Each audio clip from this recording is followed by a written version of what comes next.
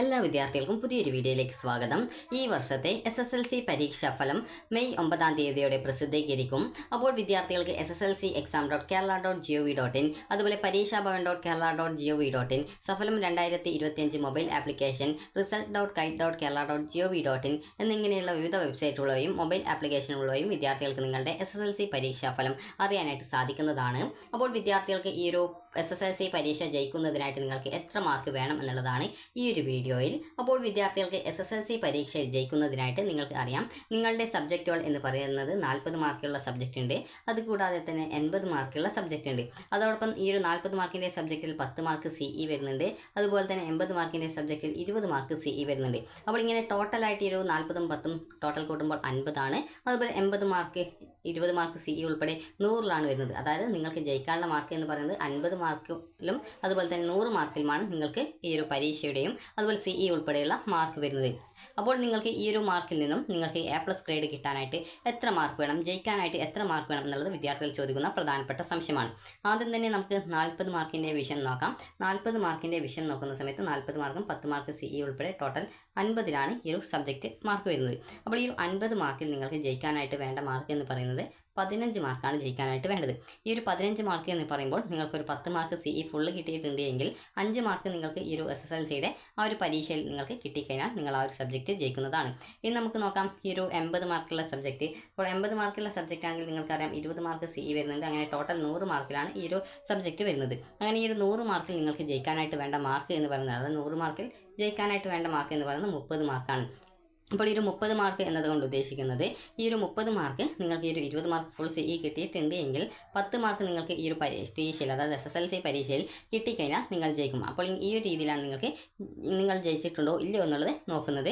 അതുപോലെ തന്നെ നിങ്ങൾക്ക് ജയിച്ചിട്ടുണ്ടോ ഇല്ലയോ എന്നുള്ളത് SSLC റിസൾട്ട് വരുന്ന സമയത്ത് എങ്ങനെയാണ് നോക്കുക എന്ന് നോക്കാം. അപ്പോൾ നിങ്ങളുടെ റിസൾട്ടിൽ ഓരോ സബ്ജക്റ്റിൻ്റെയും മാർക്കുകൾ സെപ്പറേറ്റ് ആയിട്ട് രേഖപ്പെടുത്തിയിട്ടുണ്ടാകും. അപ്പോൾ നിങ്ങൾക്ക് അതിൽ ഏതെങ്കിലും സബ്ജക്റ്റിന് ഈ ഒരു D ഗ്രേഡോ അതല്ലെങ്കിൽ E ഗ്രേഡോ നിങ്ങൾക്ക് കിട്ടിയിട്ടില്ല എങ്കിൽ നിങ്ങൾ ആ ഒരു എല്ലാവിധ സബ്ജക്റ്റുകളും ജയിച്ചു എന്ന് മനസ്സിലാക്കാം. അതായത് നിങ്ങൾക്ക് 10 വിഷയമാണുള്ളത്. ഈ ഒരു 10 വിഷയത്തിൽ നിങ്ങൾക്ക് ഏതെങ്കിലും ഒരു വിഷയത്തിന് D ഗ്രേഡോ അതല്ലെങ്കിൽ E ഗ്രേഡോ നിങ്ങൾക്ക് കിട്ടിയിട്ടില്ല എങ്കിൽ നിങ്ങൾ പരീക്ഷ ജയിച്ചിട്ടുണ്ട്, അതായത് SSLC പാസ്സായിട്ടുണ്ട് എന്നുള്ളത് നിങ്ങൾക്ക് മനസ്സിലാക്കാവുന്നതാണ്. അതേസമയം നിങ്ങൾക്ക് നിങ്ങളുടെ റിസൾട്ടിൽ ഏതെങ്കിലും സബ്ജക്റ്റിന് ഈ ഒരു D ഗ്രേഡോ അതല്ലെങ്കിൽ E ഗ്രേഡോ ഇതിൽ ഏതെങ്കിലും ഒരു ഗ്രേഡ് ഉണ്ട് എങ്കിൽ നിങ്ങൾ SSLCയിൽ ആ ഒരു പരീക്ഷയിൽ ഏത് സബ്ജക്റ്റിനാണോ ഈ ഒരു ഗ്രേഡ് നിങ്ങൾക്ക് കിട്ടിയിട്ടുള്ളത് ആ ഒരു സബ്ജക്റ്റ് നിങ്ങൾ തോറ്റതായിട്ട് മനസ്സിലാക്കാൻ സാധിക്കും. അപ്പോൾ നിങ്ങൾക്ക് ഈ ഒരു D ഗ്രേഡോ E ഗ്രേഡോ ആണ് കിട്ടിയിട്ടുള്ളത് ഏതെങ്കിലും സബ്ജക്റ്റിന് എങ്കിൽ നിങ്ങൾ ആ ഒരു സബ്ജക്റ്റ് SSLC സേ പരീക്ഷ എഴുതിയിട്ട് ജയിക്കാനായിട്ട് ശ്രദ്ധിക്കേണ്ടതാണ്.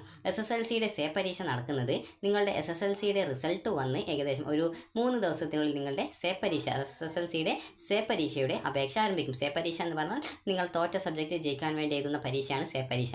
അപ്പോൾ ഈ ഒരു സേ പരീക്ഷയുടെ അപേക്ഷ നിങ്ങൾ SSLC റിസൾട്ട് വന്ന് ഏകദേശം 3 ദിവസത്തിന് ശേഷം ആരംഭിക്കും. അപ്പോൾ ആ ഒരു സമയത്ത് നിങ്ങൾ പഠിച്ച സ്കൂളിൽ, അതായത് ഈ ഒരു 10ാം ക്ലാസ്സിലെ പരീക്ഷയ്ക്ക് അപേക്ഷ, അതായത് ഈ ഒരു ഫീസ് നൽകിയിട്ടുള്ള, അതായത് പരീക്ഷ എഴുതിയ സ്കൂളിൽ പോയിട്ട് ആ ഒരു സ്കൂളിലെ ഹെഡ് മാസ്റ്റർക്കാണ് ഈ ഒരു അപേക്ഷ സമർപ്പിക്കേണ്ടത്. 75 രൂപയാണ് ഒരു വിഷയം സേ പരീക്ഷ എഴുതാനുള്ള ഫീസ്. അതുപോലെ 20 രൂപയോളമാണ് സർട്ടിഫിക്കറ്റിൻ്റെ ഫീസ്, അതായത് SSLCയുടെ സർട്ടിഫിക്കറ്റിൻ്റെ ഫീസ് വരുന്നത്. അപ്പോൾ ഈ ഒരു ഫീസ് അടച്ചുകൊണ്ട് നിങ്ങൾക്ക് എത്ര വിഷയം തോറ്റിട്ടുണ്ടോ അത്രയും വിഷയം നിങ്ങൾക്ക് രജിസ്ട്രേഷൻ ചെയ്ത് ജയിക്കാവുന്നതാണ്. ഇനി വിദ്യാർത്ഥികൾ ശ്രദ്ധിക്കേണ്ട കാര്യം എന്ന് പറയുന്നത്, നിങ്ങൾ എല്ലാ വിഷയങ്ങളും ജയിച്ചിട്ടുണ്ട്. അതായത് ഈ ഒരു D ഗ്രേഡ് നിങ്ങൾക്ക് DO EO ഗ്രേഡല്ല നിങ്ങൾക്ക് കിട്ടിയത് A+, AO, B+, BO, C+, CO, D+ ആണ് കിട്ടിയത്. അതായത് നിങ്ങൾക്ക് ഒരു വിദ്യാർത്ഥിക്ക് ജയിക്കണമെങ്കിൽ മിനിമം ഗ്രേഡ് D+ എങ്കിലും വേണം. നിങ്ങൾക്ക് DO EO ആണ് കിട്ടിയതെങ്കിൽ ആ ഒരു സബ്ജക്റ്റ് നിങ്ങൾ തോൽക്കും. അതേസമയം നിങ്ങൾക്ക് ഈ ഒരു D+ ആണ് കിട്ടിയുള്ളതെങ്കിൽ നിങ്ങൾ ആ ഒരു സബ്ജക്റ്റ് ജയിച്ചതായിട്ട് കണക്കാക്കും. അതായത് D+ അതിന് മുകളിലോ, അതായത് D+ൻ്റെ മുകളിൽ എന്ന് പറയുമ്പോൾ ഇവിടെ നിങ്ങൾക്ക് കാണാം A+ മുതൽ ഈ ഒരു D+ വരെയുള്ള ഏത് ഗ്രേഡ് നിങ്ങൾക്ക് കിട്ടിക്കഴിഞ്ഞാലും നിങ്ങൾ സബ്ജക്റ്റ് ജയിച്ചതായിട്ട് കണക്കാക്കുന്നതായിരിക്കും. അതേസമയം DO EO ആണ് നിങ്ങൾക്ക് കിട്ടിയിട്ടുള്ളതെങ്കിൽ നിങ്ങൾ ഈ ഒരു SSLC ജയിക്കാനായിട്ടുള്ള പരീക്ഷയുള്ള SSLC സേ പരീക്ഷ എഴുതേണ്ടതാണ്.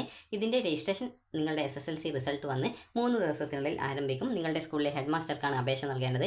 പരീക്ഷ ജൂൺ ആദ്യവാരം ഉണ്ടാകും. അതുപോലെ റിസൾട്ട് ഏകദേശം ജൂൺ ലാസ്റ്റോടെ അല്ലെങ്കിൽ ജൂലൈ ഫസ്റ്റ് വീക്കോടെ ഉണ്ടാവുന്നതാണ്. ഇനി വിദ്യാർത്ഥികൾ ശ്രദ്ധിക്കേണ്ട കാര്യം എന്ന് പറയുന്നത്, SSLC റിസൾട്ട് വന്നു കഴിഞ്ഞാൽ നിങ്ങൾക്ക് റിസൾട്ട് ചെക്ക് ചെയ്ത ശേഷം നിങ്ങൾ പ്രതീക്ഷിച്ച മാർക്ക് നിങ്ങൾക്ക് കിട്ടിയിട്ടില്ല, അതായത് നിങ്ങൾക്കിപ്പോൾ A+ കിട്ടുമെന്നാണ് നിങ്ങൾ പ്രതീക്ഷിച്ചത്, എന്നാൽ റിസൾട്ട് വന്ന സമയത്ത് നിങ്ങൾക്ക് ഒരു B+ ആണ് കിട്ടിയതെന്ന് വിചാരിക്കാം. അപ്പോൾ ഇങ്ങനെയുള്ള സാഹചര്യത്തിലും അതുപോലെ തന്നെ നിങ്ങൾക്ക് ഈ രീതിയിൽ മറ്റേതെങ്കിലും ഗ്രേഡാണ് കിട്ടുള്ളത്, അതായത് നിങ്ങൾക്കിപ്പോൾ ചില വിദ്യാർത്ഥികൾക്ക് A+ കിട്ടുമെന്ന് പ്രതീക്ഷിച്ചു, എന്നാൽ റിസൾട്ട് വന്ന സമയത്ത് C+ അതിന് കിട്ടിയുള്ളൂ. അപ്പോൾ അങ്ങനെയെങ്കിലും അതുപോലെ നിങ്ങൾ പ്രതീക്ഷിച്ച മാർക്ക് കിട്ടിയിട്ടില്ലെങ്കിലും നിങ്ങൾക്ക് ഈ ഒരു രീതിയിൽ റീവാലുവേഷൻ, അതുപോലെ സ്ക്രൂട്ടിനി, ഫോട്ടോ കോപ്പി എന്നിവയ്ക്കുള്ള അപേക്ഷ സമർപ്പിക്കാൻ സാധിക്കുന്നതാണ്. അപ്പോൾ റീവാലുവേഷൻ എന്ന് പറയുമ്പോൾ നിങ്ങളുടെ ഈ ഒരു SSLCയുടെ ആൻസർ ഷീറ്റ് ഒന്നുകൂടി പരിശോധിക്കുന്നതാണ്. സ്ക്രൂട്ടിനിക്ക് റീവാലുവേഷൻ അപേക്ഷിക്കുന്ന വിദ്യാർത്ഥികൾ വീണ്ടും അപേക്ഷിക്കേണ്ടതില്ല. അതുപോലെ ഫോട്ടോ കോപ്പി, നിങ്ങളുടെ ആൻസർ ഷീറ്റിൻ്റെ ഫോട്ടോ കോപ്പി ആവശ്യമുള്ളവർ ഫോട്ടോ കോപ്പി കൂടി അപേക്ഷ സമർപ്പിക്കാവുന്നതാണ്. ഈ ഒരു അപേക്ഷകളൊക്കെ ഓൺലൈനായിട്ടാണ് അപേക്ഷ സമർപ്പിക്കേണ്ടത്. നിങ്ങൾക്ക് SSLCയുടെ വെബ്സൈറ്റ് ആയിട്ടുള്ള sslcexam.kerala.gov.in, അതുപോലെ തന്നെ SSLC HI വിഭാഗമാണെങ്കിൽ sslchixam.kerala.gov.in, അതുപോലെ തന്നെ വിവിധ വെബ്സൈറ്റുകൾ നിങ്ങൾക്ക് പരീക്ഷാ ഭവൻ്റെ വെബ്സൈറ്റിൽ തന്നെ SSLCയുടെ വിവിധ വിഭാഗങ്ങളായിട്ടുള്ള വെബ്സൈറ്റുകളുണ്ട്. അപ്പോൾ ആ ഒരു വെബ്സൈറ്റുകൾ വഴി നിങ്ങൾ നിങ്ങളുടെ അപേക്ഷ സമർപ്പിക്കുക.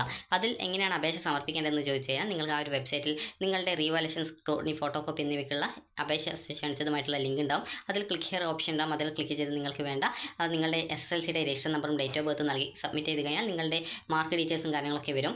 അതിനുശേഷം നിങ്ങൾക്ക് ഈ ഒരു ഏതൊക്കെ സബ്ജക്റ്റുകളാണോ റീവാലുവേഷൻ കൊടുക്കുന്നത്, സ്ക്രൂട്ടിനിക്ക് കൊടുക്കുന്നത്, ഫോട്ടോ കോപ്പിക്ക് കൊടുക്കുന്നത് എന്നിങ്ങനെ ഓരോ സബ്ജക്റ്റിൻ്റെ നേരും ഓപ്ഷൻസ് ഉണ്ടാകും. കൃത്യമായിട്ട് അത് ടിക്ക് ചെയ്ത് ആ ഒരു സമയത്ത് അപേക്ഷിക്കുകയാണ് ചെയ്യുന്നത്. ആ ഒരു സമയത്ത് അതേക്കുറിച്ചുള്ള വിശദമായിട്ടുള്ള വീഡിയോ ചാനലിൽ അപ്ലോഡ് ചെയ്യുന്നതാണ്.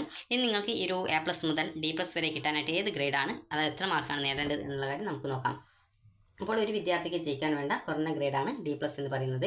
അപ്പോൾ ഈ ഒരു 40 മാർക്കിൻ്റെ പരീക്ഷയിൽ 10 മാർക്ക് CE ഉൾപ്പെടെ 45 മുതൽ 50 വരെ കിട്ടുകയാണെങ്കിൽ A+, 40 മുതൽ 44 വരെ A ഗ്രേഡ്, 35 മുതൽ 39 വരെ B+, 30 മുതൽ 34 വരെ ഈ ഒരു B ഗ്രേഡ്, 25 മുതൽ 29 വരെ C+, അതുപോലെ 20 മുതൽ 24 വരെ C ഗ്രേഡ്, 15 മുതൽ 19 വരെ ഒരു D+ ഗ്രേഡ്. ഇതിന് താഴെ നിങ്ങൾക്ക് ഏത് ഗ്രേഡ് കിട്ടിക്കഴിഞ്ഞാലും നിങ്ങൾ ആ ഒരു സബ്ജക്റ്റ് തോൽക്കും. അതായത് D ഗ്രേഡോ E ഗ്രേഡോ ആണ് കിട്ടിയതെങ്കിൽ ആ ഒരു സബ്ജക്റ്റ് തോൽക്കുന്നതാണ്. പിന്നീട് SSLC പരീക്ഷ എഴുതി ജയിക്കാവുന്നതാണ്. ഇനി 80 മാർക്കിൻ്റെ സബ്ജക്റ്റിൽ 20 മാർക്ക് CE ഉൾപ്പെടെ 100 മാർക്കിലാണ് പരീക്ഷ വരുന്നത്.